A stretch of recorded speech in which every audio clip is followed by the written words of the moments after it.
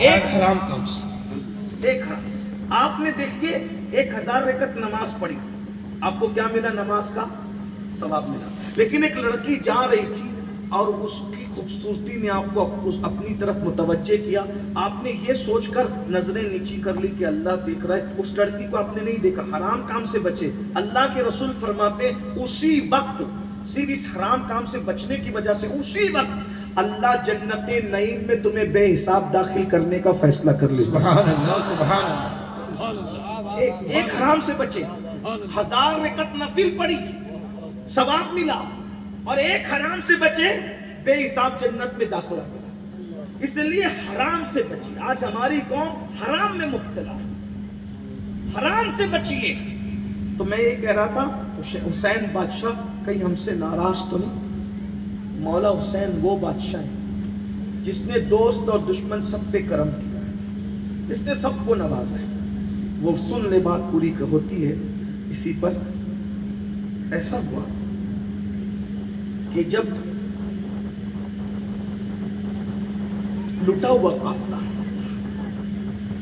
دمشق پہنچا، لٹا ہوا قافلہ دمشق پہنچا، جس کو دمشق بھی کہتے ہیں، تو یزید نے بہت سی باتیں کی، وہ تفصیل ہے، اور دمشق کے قید خانے میں اس قافلے کو رکھا۔ امام زین العابدین کو، سیدہ سکینہ کو، سیدہ زینب کو، اور جو ننھے بچے تھے سب کو۔ تو جو قید خانہ تھا اس کا جو داروغہ تھا وہ اہل بیت کا محب تھا، وہ جو ہے وہ ان لوگوں کے ساتھ کچھ رعایت کرتا تھا۔ تو دمشق کا ایک سیٹ تھا بہت مالدار، ایک وہ قید خانے کی دیوار سے ٹیک لگا کے کھڑا تھا، اتنے میں کسی ننھی سی بچی کی آواز آئی، پھپھی اماں یہ جو روزانہ پرندے شام کو اپنے گھر جاتے ہیں تو ہم اپنے گھر کب جائیں گے پھپھی اماں؟ پرندے گھر جاتے تو ہم کب جائیں گے؟ پھپھی اماں یہ قید خانے کی تکلیف ہم سے برداشت نہیں ہوتی پھپھی اماں۔ پھپھی اماں دیکھو نا، بھوک لگتی ہے تو کھانا بھی نہیں آتا، پھپھی اماں بھوک سے دل تڑپتا ہے، پھپھی اماں یا تو آپ مجھے کھانا کھلائیں یا تو پھر میرے لیے دعا کر دے کہ میں مر جاؤں، میں زندہ نہ رہوں۔ یہ کون کہہ رہا ہے؟ امام حسین کی یتیم سیدہ سکینہ کہہ رہی ہے۔ قید خانے کے باہر کھڑے ہوئے ایک آدمی سن رہا ہے، مالدار آدمی ہے، وہ لرز گیا، وہ پہچانا نہیں کہ یہ پھپھی بھتیجی کس کس کی بات ہو رہی ہے، وہ لرز گیا، کان لگایا، کہتی پھپھی اماں میں تو یتیم ہوں نا، یتیموں پہ مسلمان بہت رحم کرتے ہیں، تو کیا یہ مسلمان ہم پہ رحم نہیں کرتے؟ میں بھی تو یتیم ہوں نا۔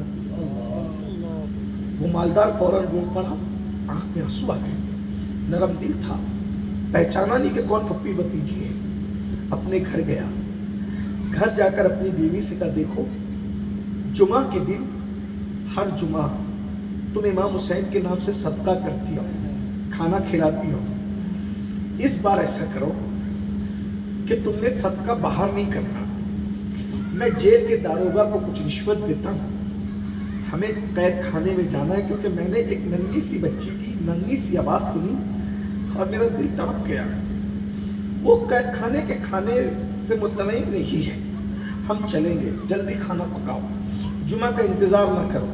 کھانا تیار کیا اور کھانا تیار کے جیل کے داروغہ سے بات کی اور اندر داخل ہوا۔ اندر گیا تو کیا دیکھا کہ بی بی جو ہے آتا ہوا دیکھ کر کے اپنے چہرے کو چھپاتی ہے، بیویاں ایک دوسرے کے پیچھے پردہ کرتی ہیں، وہ وہیں رک جاتا ہے۔ یہ منظر دیکھ کر کے قید خانے میں بھی بیویاں پردے کا یہ خیال ہے، رک جاتا ہے۔ ایک بیمار ہے جس کی عمر چند سال یعنی ابتدائی جوانی میں ہے، بیمار ہے، بغیر بستر کے نیچے پڑا ہوا ہے، ننھی سی 7 سال کی بچی ہے، کسی سے لپٹ کر کے رو رہی ہے، لیکن آنسو بھی نہیں نکلتے کیونکہ روتے روتے آنسو خشک ہو چکے ہیں۔ ایسے میں جو ہے وہ رک جاتا ہے، لحاظ کرتے ہیں، بیوی کو کہتا ہے بیویوں پاس تم جاؤ، وہ بیوی کھانا لے کے جاتی ہے، کھانا لے کے گئی، یہ آتی کہ بی بی یہ کھانا ہے میری طرف سے قبول کرو. سیدہ زینب نے کہا تم کون ہو؟ قید کھانے میں بھی ان کے کھانے میں اتنا احتیاط تھا کہ کوئی کھانا لا کے دیتا تھا تو تحقیق کرتے تھے کہ حلال کا ہے کہ حرام کا ہے. قید کھانے میں یہاں تو سب آپ. تو پوچھا کہ کون ہو تم، کیوں کھانا لائی ہو؟ تو اس نے کہا بی بی یہ کھانا ہے صدقے کا. ہر جمعہ کو میں میرے بادشاہ حسین کے نام سے صدقہ کرتی ہوں، اور جس کو صدقہ کرتی ہوں اس کو کہتی ہوں کہ میرے بادشاہ کی لمبی عمر کے لیے دعا ہے. میرا حسین بادشاہ لمبی عمر جیے اس کے لیے دعا ہے. لیکن میرے شوہر نے بتایا کہ قید خانے کی کوئی بچی بھوک کی وجہ سے پریشان باتیں کر رہی تھی، تو میں نے جمعہ کا انتظار نہیں کیا، آج کھانا لے آئی، صدقہ ہے کھا لو اور میرے حسین بادشاہ کے لیے دعا کرو اللہ اسے لمبی عمر دے. یہ سن کر کے ساری بیویاں پھوٹ پھوٹ کے رونے لگی. بہت روئی تو اس خاتون کو بھی رونا آیا. اس نے پوچھا بی بی آخر حسین بادشاہ سے تمہارا کیا تعلق ہے؟ اس کا نام میں نے لیا اور تم سب رو پڑی، کیا تعلق ہے؟ سیدہ زینب نے کہا پہلے یہ بتاؤ حسین بادشاہ سے تمہارا کیا تعلق ہے؟ تم کون ہو حسین کی جو حسین کے نام پہ صدقہ کرتی ہو؟ تم کون؟ اس نے کہا میں ان کی والدہ کی کنیز ہوں، ان کے نانا کی کنیز ہوں.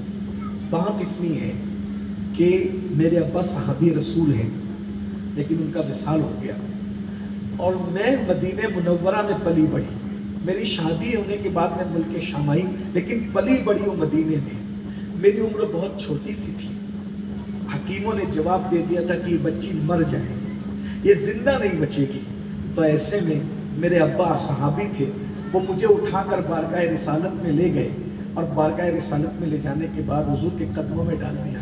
یا رسول اللہ سب طبیبوں نے دے دیا ہے جواب. اللہ اکبر. میں اپنے انداز میں کہہ رہا ہوں سب طبیبوں نے دے دیا ہے جواب، آہا عیسیٰ اگر دوا نہ کرے. حضور سب نے جواب دے دیا ہے. حکیم کہتے ہیں یہ مر جائے گی، آپ کے پاس آیا ہوں، اے جان مسیح کچھ کیجئے. ابھی حضور سے میرے ابا بات ہی کر رہے تھے کہ ایسے میں چاند کا ٹکڑا حجرہ فاطمہ سے نکلا اور آ کے نبی کی گود میں اچھل کے بیٹھ گیا اور مجھے پڑا ہوا دیکھا تو اس نے مجھ پہ ہاتھ پھیر کر دعا کی اللہ اس کو شفا دے. بس اس کی دعا کرنا تھا کہ مجھے شفا مل گئی. میں تو بچی تھی. میرے بابا نے جب مجھے واقعہ بتایا وہ ننھا سا چاند سا ٹکڑا جس نے ہاتھ پھیر کر میرے لیے دعا کی تو شفا ہو گئی. تو میں پوچھا بابا وہ بچہ کون تھا؟ کہا بیٹی اس کا نام حسین ابن علی ہے. حسین کی دعا سے تجھے شفا ملی ہے. جب تک تو حیات رہنا ہر جمعہ حسین کے نام سے صدقہ کرنا کہ اس کی بلائیں ٹلتی رہے اور اللہ اس کو لمبی عمر عطا کرے. بی بی میں اپنے محسن کو یاد کرتی ہوں، حسین کے صدقے مجھے زندگی ملی ہے. میرا بادشاہ حسین، بس کھاؤ دعا کرو اللہ میرے بادشاہ کو لمبی عمر دے. تو سیدہ نے کہا اب اس کی لمبی عمر کی دعا کا وقت نہ رہا. اللہ تجھے پتا ہے یہ جو 7 سال کی یتیم بھوکی پڑی ہے یہ حسین کی یتیم، بغیر بستر کے وہ جو زمین پہ پڑا ہے وہ حسین کا یتیم ہے. اللہ یہ جو پیچھے بیٹھی ہے حسین کی بیوہ ہے، میں حسین کی بہن ہوں.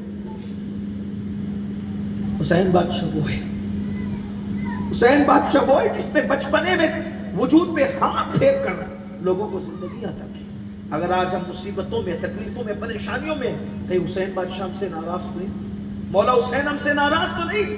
اس لیے میری گزارش ہے میرے بھائیوں، امام حسین نماز پڑھنے سے خوش ہوں گے، امام حسین محرم شریف کے ڈھول بجانے سے خوش نہیں ہو.